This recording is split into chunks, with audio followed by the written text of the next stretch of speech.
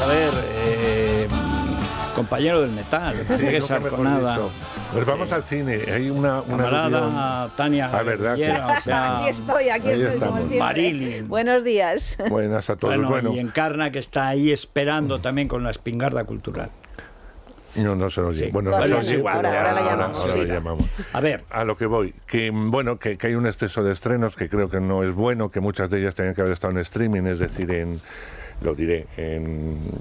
plataformas, para que la gente pues las vea o no y tenga esa opción, pero que no quite pantallas, sobre todo porque no van a ir, ¿no? Pero yo hoy he querido seleccionar 3 películas estupendas que en el mare magnum de estrenos de esta semana pueden pasar desapercibidas. Una de ellas, hay películas necesarias, y esta es una película necesaria, para explicarle de alguna forma a Occidente lo que pasa en Irán con las mujeres y lo que pasa en Irán con esa falsa compostura política que tienen los talibanes, ¿no?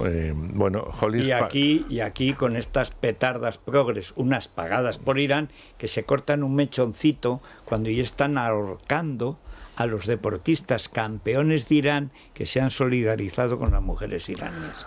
Pues, y aquí ni palabra. Es más, Irene Montero se ha negado a recibir a las representantes de las mujeres iraníes. Bueno, no solo, pero bueno, lo de los deportistas, pero no sabemos qué está pasando con las mujeres en sus casas. Por supuesto. Porque eso no lo sabemos. Ahí estamos, y ahí entra esta película. Oli Spider, la han producido los daneses, pero es realmente una película iraní. Su protagonista ganó el premio de interpretación en Cannes y fue una balanza de insultos en su país tremendo hacia Cannes, hacia ella, por haber interpretado este papel, etcétera, etcétera, por desprestigiar, según ellos, al régimen, etcétera, que ha hecho que esta mujer no pueda vivir en Irán y que luego además también consiguió el premio en el Festival de Cine Europeo de Sevilla. Holly Spider nos cuenta una historia real. Habla de un asesino en serie que mata prostitutas. Desde el principio nosotros sabemos quién es el asesino. Es un padre de familia aparentemente normal, sencillo y tal, pero él mata porque hay que limpiar las calles de esa ciudad santa donde vive de este tipo de personas que no merecen la pena vivir. Y encima muchas de ellas son drogadictas, con lo cual mucho peor todavía. Como negando que la prostitución existe. Y como si no hubiera clientes. Y como si no hubiera clientes, pero ellos no tienen la culpa, son ellas. Y entonces las mata sin ningún tipo de problemas. Hay una periodista que viene de Teherán. En Teherán, de alguna forma, están un poco hartos de estos movimientos que están ocurriendo, de matanzas un poco sin sentido, y ella va a ir sobre todo primero a contar la historia, y después lo que le interesa es cómo la policía, después de que lleva 4 o 5 años desde la primera aparición del primer cadáver, no tenga ninguna pista, ni haya hecho absolutamente nada porque miran hacia otro lado, porque les viene bien esas muertes por su religión. Esta mujer, que viene con muy poquita libertad, pero con un poco más de libertad que al pueblo donde va a ir, ya en una secuencia de arranque donde ella se tiene que poner el velo en el pelo, etcétera, cuando va a su hotel y la mira el recepcionista y le dice: ¿le sabe usted una mecha de pelo? Tápeselo, porque si no la policía podemos tener problemas. Por eso mataron a una de las anterior, pero por eso mataron a una. O sea, sí. Decir, pero esto ya lo cuento un poco antes. Bueno, pues vamos a ver el desarrollo de esta historia, que no deja de ser un thriller, pero muy bien contado. Y sobre todo es, una vez que le atrapan, ¿qué van a dictaminar los jueces? Que van a dictaminar, porque muchos de ellos son ayatolás, son gente que está muy vinculada a la religión, entonces les puede parecer muy bien, porque es como un limpiador, es un limpiador, entonces, y como él, pues animar a otros, y de hecho se ve como le consideran, parte del pueblo le considera un ídolo y un salvador. O sea, es que es tremendo el papel de esa... Y eso hay que contarlo. Y me parece muy bien que estas películas lleguen a Europa, que estén producidas por los daneses. Es el único país que está produciendo continuamente denuncias del régimen. Porque hay que recordar que Persia no era Pakistán. Persia no era Afganistán. O sea, el Teherán de los años 60 era otra cosa. Bueno, hasta el Kabul de los 60 era otra cosa. Bueno, de ahí cambiamos de género y nos vamos al biopic, que yo le decía a Llanta, vamos a llamar biografía, estoy harto del término anglosajón, Biopic es biografía. Sí. Bueno, pues nos acercamos a una de las grandes de la literatura inglesa, que es Emily Bronte, que escribió Cumbres Borrascosas, entre otras, pero escribió Cumbres Borrascosas y se hizo muy popular ya en su momento y ha permanecido como una de las obras de la literatura inglesa clásicas de por vida. Se han hecho películas, etcétera. Lo que le interesa en esta película es contarnos su vida antes de llegar a escribir su obra cumbre. Entonces vamos a ver el proceso familiar y sobre todo el proceso de creación en un momento en que la mujer evidentemente no tenía la libertad de escritura, de pensamiento, etcétera, que puedan tener hoy en día. Es decir, hay que irse a la mentalidad de entonces y la lucha que tuvo esta mujer internamente para llegar a escribir. Porque eran 3 hermanas. Exacto, pero ver un poco todo ese proceso. Bueno, pues a los que les gusten las biografías, Emily. Y acabo con una película que a mí me ha gustado muchísimo. Es una película argentina que se llama El Suplente. El Suplente nos cuenta la historia de un profesor de literatura en la universidad. Es un tipo muy brillante que se va a tomar un paréntesis y se va a ir al barrio de Buenos Aires donde él estudió, donde dio sus primeros pasos y quiere de alguna forma cumplir ese ciclo, volver a ese sitio a dar clases de literatura.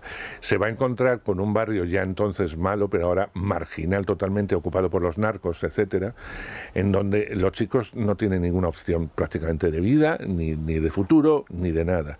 Va a tener que luchar un poco contra todo eso, va a intentar que a través de la literatura, a través de la convivencia, estos chicos tengan algo de conciencia y puedan luchar para salir de ese mundo del narcotráfico, que es tremendo, y sobre todo va a centrar su vista en un chaval que es perseguido por los narcos.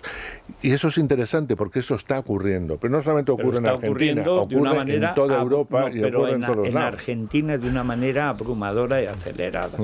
O sea, hay ciudades enteras, por ejemplo Rosario, tiene 2 muertos diarios por el narcotráfico. Allí ya, por supuesto, no es que manden los narcos, es que ya se pelean. Y hay barrios, Formosa, los barrios más pobres de la provincia de Buenos Aires, que eso es, el niño o se hace narco o se va del barrio. Que total, como ya no tienen para comer, mejor irse a otro sitio. Pero que es tremendo, o sea que es un problema que en Argentina se ha acelerado, además muchísimo en estos últimos años, y es realmente, está generalizado. Está muy bien contado y es una película muy interesante. Así que entre ese mare de pelis, fijaron estas 3 porque son distintas.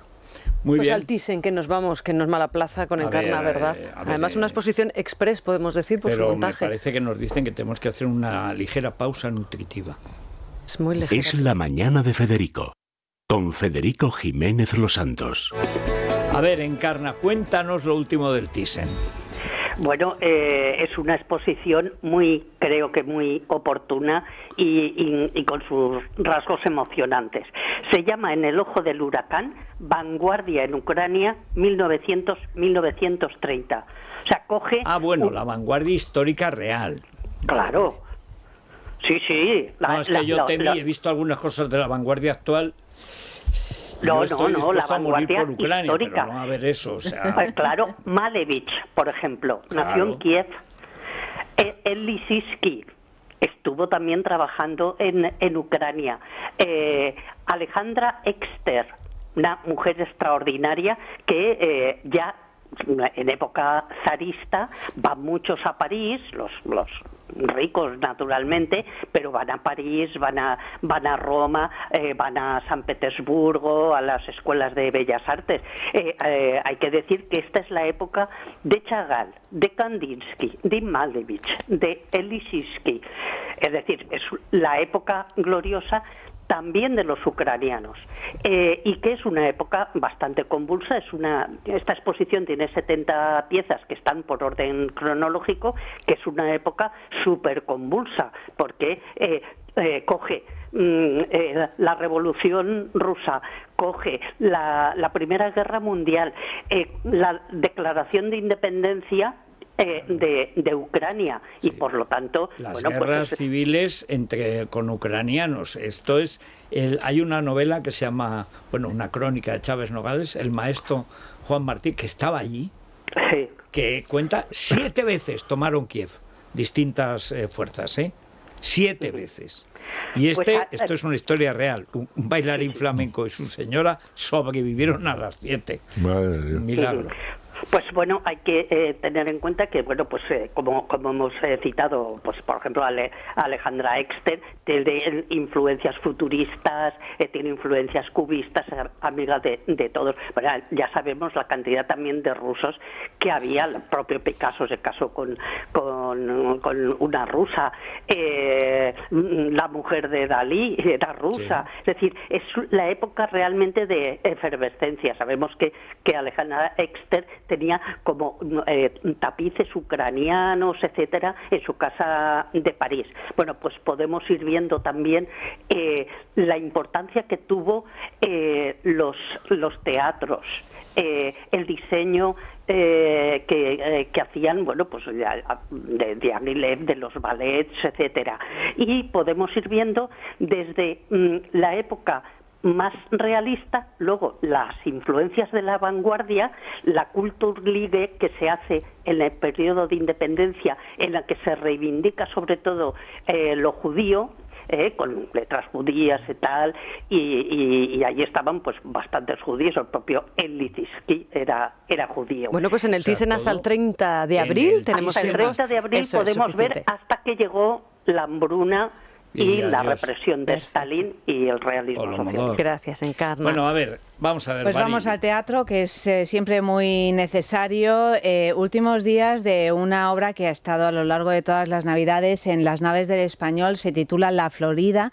Es un texto y dirección de Víctor Sánchez Rodríguez. Encabeza el reparto Silvia Marsó y Vito Sanz, y la siguen pues otros 3 o 4 actores que están verdaderamente fantásticos. ¿Qué cuenta esta obra? Pues es un homenaje al género negro, y es la clásica obra de investigación donde hay un comisario que está, como casi todos los comisarios de la literatura, vencido por las circunstancias de la vida, solo, abandonado por todo el mundo, enfermo. Sí. No, ahí le dan la vuelta porque es un poco hipocondriaco, o sea, está en una situación, y aparte que tampoco tiene muy buena salud. Entonces, bueno, pues le informan de que hay un asesinato. Está en un lugar ubicado, digamos, venidor, para hacernos una idea, en una especie de hotel que en invierno pues habitan los 4 o 5 que trabajan allí, entre otros, que es el personaje de Silvia Marsó, pues una cantante completamente trasnochada que no llegó a ser lo que se esperaba de ella que fuera, y bueno, pues él empieza a hacer esta investigación entrevistando, pues como a lo Agatha Christie, esa misma estructura, entrevistando a cada uno de estos personajes que son, bueno, para echarles de comer aparte. Un rosario de personajes muy divertido, sorprendente, un juego teatral que funciona muy bien con una estructura clásica y al mismo tiempo pues muy irreverente en algunos momentos. Y tengo que decir que, bueno, Vito Sanz es un actor que siempre me ha gustado mucho, que es quien interpreta al comisario, que está fabuloso, pero lo de Silvia Marsó, o sea, supera cualquier expectativa. Está verdaderamente magnífica en este personaje, pues de una mujer bombón, de un bombón verdaderamente, pero bueno, completamente eso. Ya como la Bombi. Como la Bombi, o sea, muy graciosa, y además con 3 o 4 temazos que canta, que son de quitarse el sombrero. Canta. Hombre, claro, Silvia canta muy bien. Muy bien. Empezó o sea en que... un 2, 3, es verdad, claro. Es verdad, ya, pero... Notable este montaje, no os lo perdáis. Ya digo, muy pocos días, está en las naves del Español, en el Matadero, así lo conocemos los gatos de Madrid, y eso, La Florida. Muy bien, pues el lunes volvemos. Pues nos tenemos que ir. Hasta el lunes, a pasarlo bien.